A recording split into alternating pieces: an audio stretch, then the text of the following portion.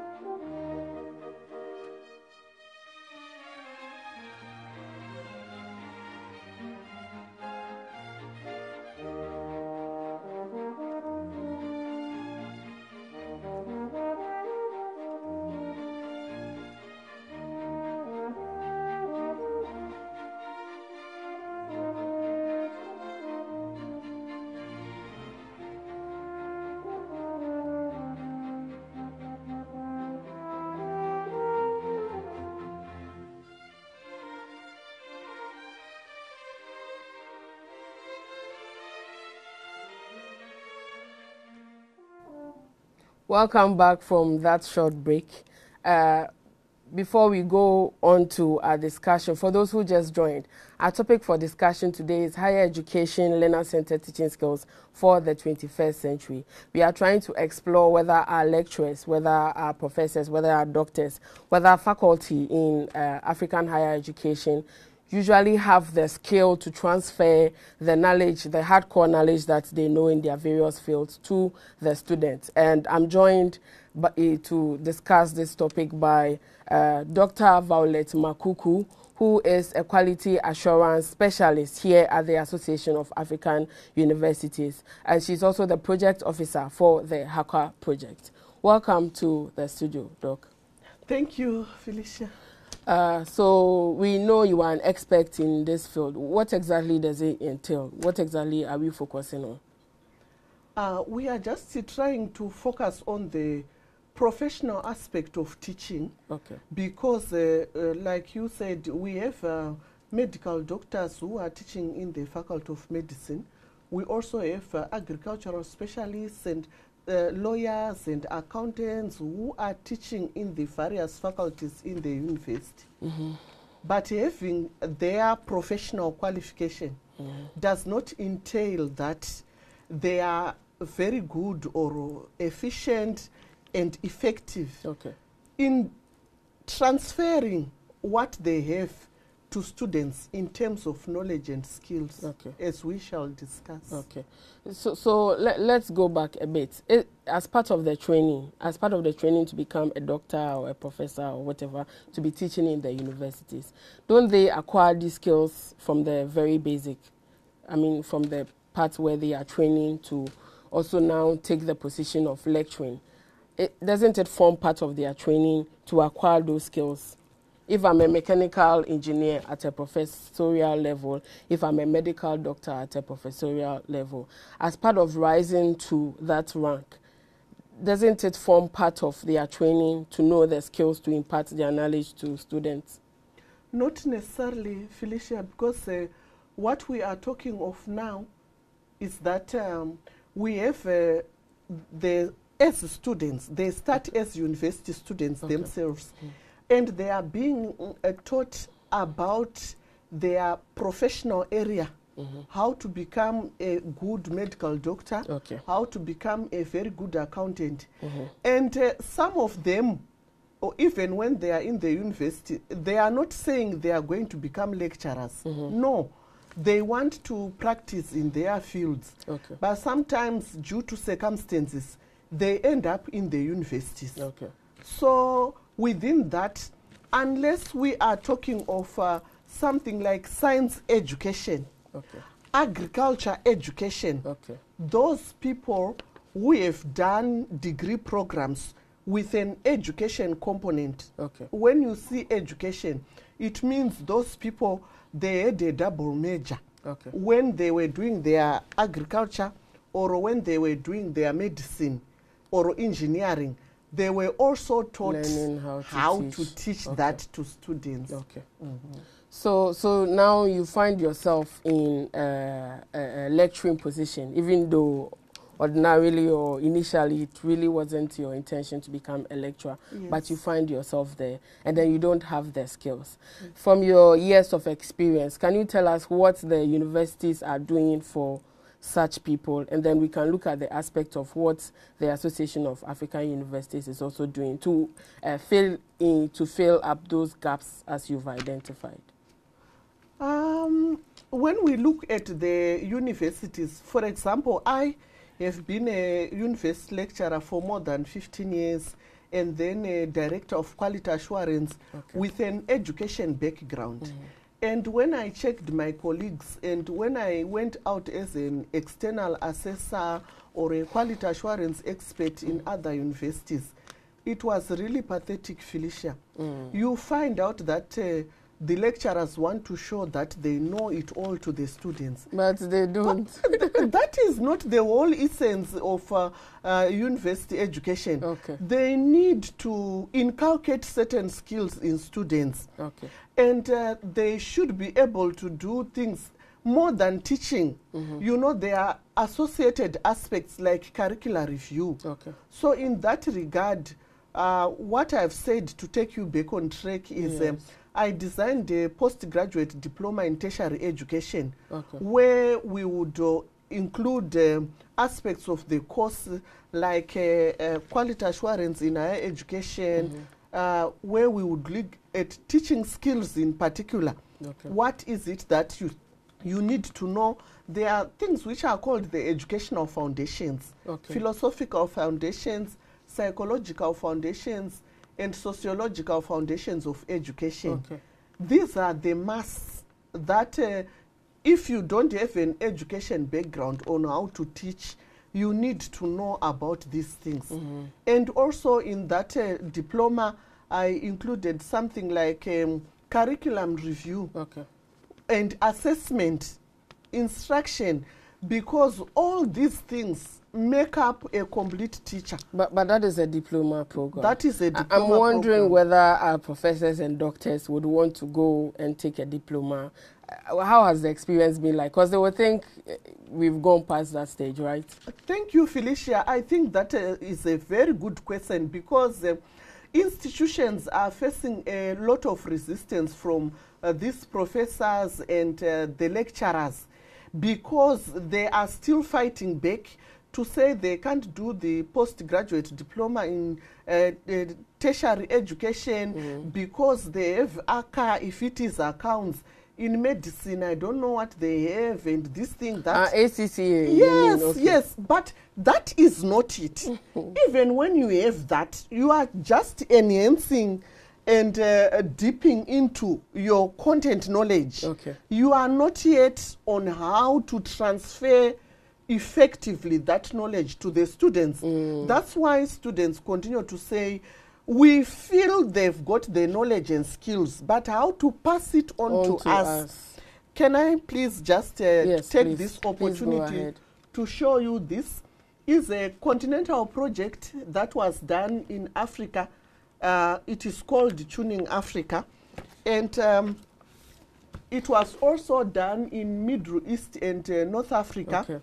You can check on the website to verify what I'm going to tell you, that students, more than 300,000 students across the African continent, I haven't touched the Middle East and North Africa, have confirmed that they all feel that the lecturers have got it, which is the content knowledge and skills, but passing it on to them.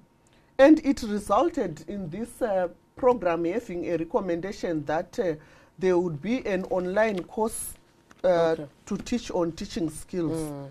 And the students really continue to say more should be done to enhance the teaching skills. When were these studies conducted? They were conducted since 2015 to date. The program is now winding off. So it's not too old anyway? Not too old at all. It goes along with the harmonization of African higher education, because that is where we were having also the harmonization of content knowledge, to have the minimum board of knowledge and to have the same credit transfers. Okay, I wanted you to tell us a little bit about the harmonization of Africa, since you spoke about it. What exactly are we seeking to achieve? That will take more of my time and divert, but anyway, in short, I can say that harmonization of African higher education, quality assurance and accreditation is all about African standards. And you know, this is the area that I'm running with throughout the continent, where we are seeking cooperation from the countries to say, let's start with one country and we make sure we recognize each other's qualifications in different universities, so that it becomes easier for students and staff to move. If a student gets a master's scholarship, they go there for 2 years. It's sponsored for 2 years, but to the university where they are going, they say you are not yet at our standard level, so you do 1 year. Who is going to pay for 1 year?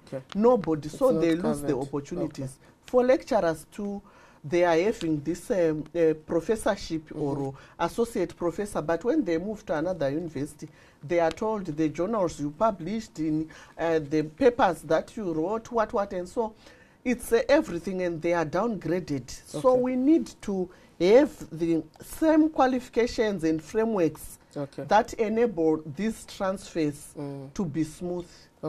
So, you know, our main topic for discussion now is on the learner-centered teaching skills. So, in order not to deviate from it, we want to understand how widespread the lack of these teaching skills is. Is it really a widespread phenomenon? Do you find a lot of these lecturers not having those skills, those required skills? That is true. Many studies conducted at institutional level, national level, regional level, and continental level throughout the world, not only in Africa, indicate that only between 10 and 15% of the lecturers have got a background in teacher education. The rest do not have, but I have the answer to that. Tell us. The recruitment framework is flawed, because when we recruit these lecturers and faculty, we are just looking at the content aspect. You have a PhD in what? You are a professor of what? But we are not saying we should see you having this professional teaching qualification. And as I was telling you about this diploma in tertiary education, the lecturers fight back a lot to say, I've got ACA, I've got this thing. But that is not the professional qualification that we need. And some also say, when I do a diploma, I'm going to be taught by somebody who doesn't hold a PhD. But according to our quality assurance principles, we say diplomas can be taught by some people who have got the first degrees. And the first degrees are taught by people who have got a master's degree. Master's degree with somebody who has got a PhD. So there's no issue there. I can give an example of myself. When I acquired my PhD, I know it was now a managerial PhD, a professional PhD too. So I did not have an experience in leadership and management. So I went back and did my executive diploma in business leadership. But that is what I'm using today to make sure I properly deal with people, also being in a diplomatic mission. some of the things that I learned during that time when I took the diploma. It's been very useful. Very useful, because I did not have that pocket of knowledge. And so people should humble themselves and go down to look for those pockets of knowledge, whether at certificate or diploma level. They need it. But Doc, you know, usually if people are studying for PhD as part of the program, that's if it's an on-site something you do and not an online per se, you actually taught sort of, you work with a lecturer, Yes. you assign some students, Yes. and all of that. Yes. Will it be wrong for us to assume that within that period of they studying for their PhD and they being assigned students and all of that, they learn some of those skills? Will we be wrong to assume that? That is, to me, a wrong perception. Okay. Why? Because when we look at a person who is learning, you realize that it's still within their specialist area. And I've had a problem. When I do my workshops, I go around asking the professors and lecturers to say, so who is your best teacher? Okay. You know, their best teacher sometimes it's somebody who spoon-fed them with notes, somebody who was very articulate with the content, knowledge, and skills, and they would just listen and watch the person in front of them talk. But that is not it. Today, we are faced with a huge challenge with industry. Okay. And wherever our graduates go to work, because they need somebody who is innovative, they need somebody who is highly creative, Sure. Somebody who is a problem solver, and somebody who the can soft do skills. Teamwork with people. But this is lacking because lecturers and faculty are not giving the students the opportunity to do work on themselves, like projects, like real life situation questions. I can give an example that in front of an MBL class, do you know what makes up an MBL class? Tell us. It's managers from industry, from mines, from banks, but the lecturer here is not a practicing lecturer in those fields, but they take 2 hours every day to just lecture and lecture to these people. But these people, they want to be given opportunities to resolve real life problems. And when you do that to them, when they go back to the field, they are now more creative, more innovators, and better problem solvers. And it's not happening with now the teacher-centered approach, where everything, even a demonstration, the lecturer does a demonstration, but does not give the students an opportunity to also contribute or also to and react redo the demonstration so that he or she now makes sure that they can also do it. Because it's one thing watching and another thing actually doing it yourself. Exactly, that is it. So when we talk of the learner-centered 21st century teaching skills, this is it. You be a facilitator as a lecturer, and then you let them do these things, and you are like a tour guide. You are guiding them, do this, what have you done? Even the questions, Felicia, it's pathetic, the level of questions when you sample just question papers from faculty of what they are teaching university students, what they are asking university students to respond to. It's not analytical, very simple primary and secondary level. True and poor type of questions. Some of they are not analytical, they are not asking them to examine issues. They are not asking them to discuss and really evaluate, which is what is needed in industry. It's not happening. And the worst case scenario is where you ask a lecturer, so what do you expect your students to say with this question you have set? Doc, we'll come back to, you would answer that very question you just asked. So that has been a very insightful discussion. All right, viewers, we'll just go for a short break and then we'll come back to continue this interesting discussion. Do stay tuned, don't go away. Are you a fresh graduate from senior high school or a mature applicant? Thinking of a university to enroll in Ghana? Is it possible to get a university of high moral and discipline standard? Then look no further than the Presbyterian University College Ghana, where we believe in holistic education. We train the head, heart, and hands. We are a Christian university accredited by the National Accreditation Board Ghana and affiliated to the University of Ghana, Legon, KNUST, and University of Cape Coast.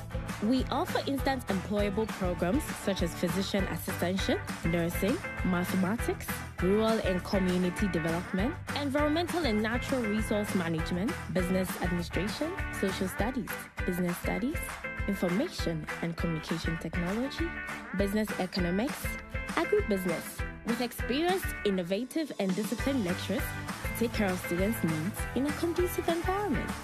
Our campuses are located at Kuagbedzi, Akuapem Ekuropong, Asante Achim, Tema, and Kumasi.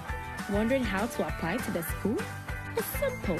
You should have an entry requirement of WASI A1 to C6, SSSCE A to D, HND holder, GBC, and ABC holder. Mature applicants should be 25 years and above. Apply by purchasing an e-voucher at 100 Ghana Cedi from the following banks: Agricultural Development Bank, GCB Bank, EcoBank, HFC Bank, Prudential Bank, Unibank, Universal Merchant Bank, and Fidelity. Buy forms using Visa or MTN mobile money by visiting the school's website at www.presbyuniversity.edu.gh. Application forms may also be obtained at all college campuses, the Presbyterian Church of Ghana Head Office, Osukoku Hill, and all PCG offices throughout the country. Now you can walk confidently in the job market thanks to Presbyterian University College Ghana. Call us or visit our website for more info. Welcome back. Just before the break, we were discussing higher education learner-centered teaching skills for the 21st century. And Doc, before the break, you were telling us about how you interrogate some lecturers about some questions they have set. Mm-hmm. Because for you, these questions are not really analytical and you don't really know what it's trying to get out of the student. Mm-hmm. So if you can continue, or if you can tell us what some of their responses have been. Thank you, Felicia. So what I was telling you about is that in some instances, some lecturers, when you ask them, oh, I've seen your sampled question paper, and so for this question, what did you want the students to say in response to your question? You know, they don't have a ready answer themselves. Okay. They are struggling to tell me in summary what students are expected to do. They don't know the answer. They need to reflect to know if they say discuss, if they say examine, okay, if they say analyze, mm-hmm, if they say evaluate. Mm-hmm. Themselves, they should know what the answer, of course. What students do in an evaluation, mm-hmm, what students are expected to do when it is an examination. Okay. But when that is not happening, it's not their fault. They do not have what it takes for them to really understand how they can fully engage students. No, how can it not be their fault? Because I've set question. I should know what the answer is. But if you are failing they don't have the teaching professional qualification. Okay. So which brings it back to our topic. And also, they are not obliged to by the recruitment framework. Okay. So where we need to go back to is that institutions may say, if you get into a university as a young lecturer or wherever you are coming from, but you don't have the teaching professional qualification, they should give you like a year or two, mm-hmm, to be doing that, because they also give excuses of workloads. Okay. That may act as a deterrent for them to do that. Mm. And then you'd realize that even when they are in the institution there, they don't take it as an important aspect. But if you link it to promotion, to say you won't be tenured, okay, if you have attended a workshop on learner-centered teaching skills, or just basic higher education teaching skills, you won't get your tenure, because This is a huge problem, and it's being trivialized in the institutions, which is quite unfortunate for our students. Doc, but from the way you describe the situation, it looks like a huge problem. It is. Will a workshop be enough to equip them with the skills? Yeah, what we are planning is that as AAU, we are planning something online and blended. But for now, the nature of the workshops and the way we have designed them are such that a person will see light.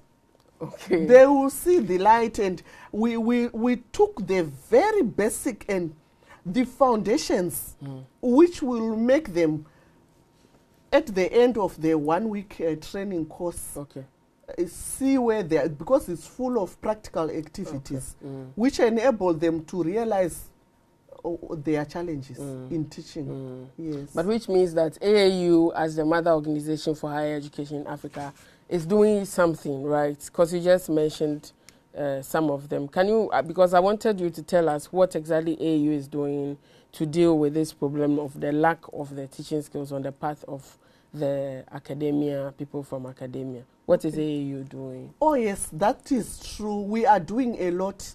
I think since 2016, we have held workshops. And what is quite pleasing is we have seen professors coming. I remember the group, the very first group, we had somebody who was called Professor Hari Tubonye in the medical school. He really appreciated, and the way he understood it was because he had also attended some conference or workshops where they were being encouraged actually to do these workshops and to attend them. So when we do them with the participants, we expect them to replicate them in their universities and also to others. That's why we encourage universities to say, when we advertise it, please send at least 2 or 3 people. Then the impact will be more felt. They will go back, and the 3 of them will form a committee where they will replicate the have you had any feedback of anything like that happening, that they really went back and wonderful feedback? I can talk to you about Somalia. We had a special group for Somalis in December 2017. It was wonderful. They've already sent reports that they've replicated. There's also Bindura University of Science Education. We have in Zimbabwe, we have Professor Hari Tubonye, and there's Ezekiel Guti University again in Zimbabwe. Professor Hari Tubonye is in Nigeria, and also Port Harcourt University. Those people have already sent us reports that they've replicated it. In Zambia, a lot of them have replicated it. Actually, the Minister of Higher Education, Professor Nganduluo in Zambia, was there to support us and made sure that universities had representatives, both private and public. Mind you, these ones are to save higher education. And whether the institutions are AAU members or not, it doesn't matter. We just need to make sure we bring the appropriate impact, positive impact, to improve the quality of higher education in Africa. So in addition to having workshops where you bring people from various institutions together in one room, sort of, do you run one where, if, for instance, I want quite all the lecturers in my institution to have those skills, do you run something for that? Could we invite you and your team to come over and run a program for the whole institution? Is it possible? Yes, we do. In actual fact, what we have done is we don't have these workshops in higher education teaching skills alone. We also need to improve the quality of research. We also need to improve the quality of quality assurance in the institutions. The quality of quality assurance. Yes. So I can give you examples of War Technical University in 2017 in Ghana invited us, and this was attached to a Vice Chancellor's event, and everybody was there. I think I'm just waiting for their report, but it was a good thing because everybody was there.